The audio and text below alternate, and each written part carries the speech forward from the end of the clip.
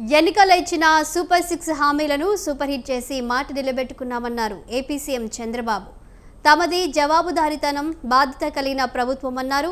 Super 6 super hit పేరిట కూటమి పార్టీల ఆధ్వర్యంలో అనంతపురంలో నిర్వహించిన బహిరంగ సభలో సీఎం చంద్రబాబు పాల్గొన్నారు. అభివృద్ధి, సంక్షేమం కోసం కూటమి ప్రభుత్వం తీసుకొచ్చిన కార్యక్రమాలను వివరించారు. అలాగే రాబోయే రోజుల్లో ఏ విధంగా ముందుకెళ్తామనే అంశాలను సభా వేదికగా ప్రస్తావించారు. ఇక వైసీపీ నేతల టార్గెట్గా విమర్శలు సంధించారు చంద్రబాబు. అసెంబ్లీకి రాని వ్యక్తులు రాజకీయాలకు అర్హులా అని ప్రశ్నించారు. అసెంబ్లీకి రాకుండా రప్పారప్ప అంటే చూసి ఊరుకునే ప్రసక్తే లేదన్నారు చంద్రబాబు. 15 నెలలుగా అనేక సవాళ్లను అధిగమించాం. ఒక్కొక్క అడుగు ముందుకేస్తూ పరిపాలన ఘాట్ను పెట్టే ప్రయత్నం చేస్తున్నాం. నిర్వీర్యమైన వ్యవస్థల సరిదిద్ది మాట ప్రకారం అన్ని పథకాలు మారుస్తున్నాం. అందులో భాగంగానే పేద మధ్యతరగతి ప్రజల జీవితాలు మార్చి సూపర్ 6 అమలు చేశాం. అందరి సహకారంతో సూపర్ 6 పథకాలని సూపర్ హిట్ చేసి మాట నిలబెట్టుకున్నామని మరొకసారి విజ్ఞప్తి చేస్తున్నాను. ఒక కుటుంబంలో ఎంత మంది పిల్లలున్నా పరిమితులు లేకుండా అందరికీ 15,000 రూపాయలు ఇచ్చాం. 67 లక్షల మందికి ఒకేసారి 10,000 రూపాయలు ఇచ్చిన ఘనత కూటమి ప్రభుత్వానిదని మరొకసారి విజ్ఞప్తి చేస్తున్నా. నా కళ్ళతో చూశాను. ఒక తల్లి వచ్చి నాకు 7 మంది పిల్లలున్నారు, 7 మందికి 15,000 ఇచ్చారంటే దానికంటే సంతోషం ఏముంటుంది తమ్ముళ్ళు? మీరే చెప్పమని అడుగుతున్నా.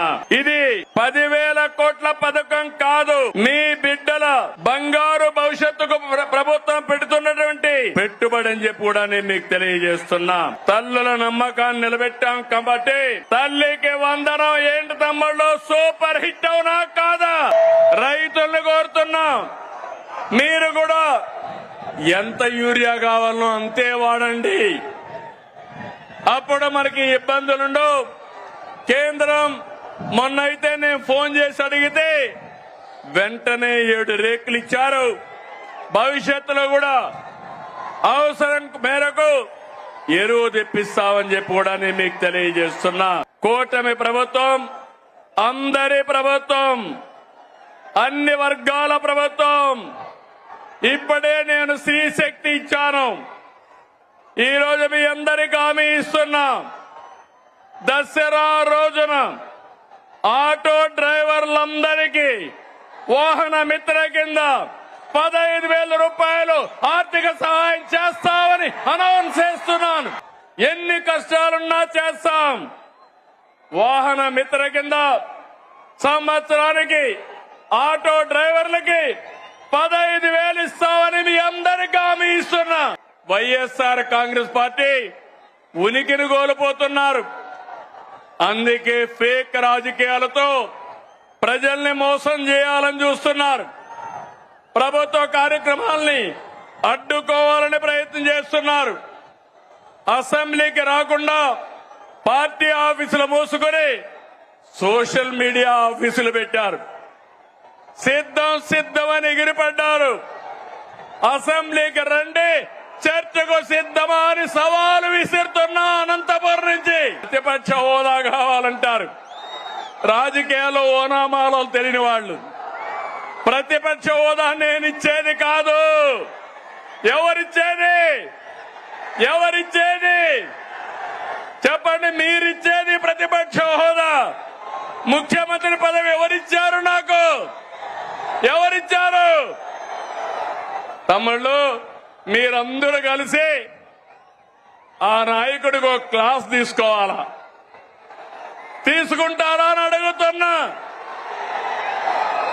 ప్రతిపక్ష హోదా అడగకుండా అసెంబ్లీకి రావాలని అవునా కాదా అని అడుగుతున్నా. శాసనసభకు రాకుండా రప్ప అని రంకెలేస్తున్నారు. తీరు మారిందా అని అడుగుతున్నా మిమ్మల్ని. రప్ప అంటే ఇక్కడ చూస్తూ ఊరుకో ఉండడానికి. ఇక్కడ ఉండేది సిబిఎన్ పవన్ కళ్యాణ్.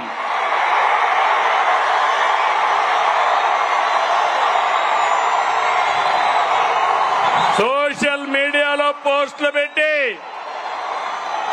ఆడబిడ్డల్ని అవమానిస్తే కబద్దార్ జాగ్రత్తగా ఉండండి. అవమానించిన 5 నిమిషాల్లో మీ చొక్కా పట్టుకునే మా పోలీసు సిద్ధంగా ఉంటారు.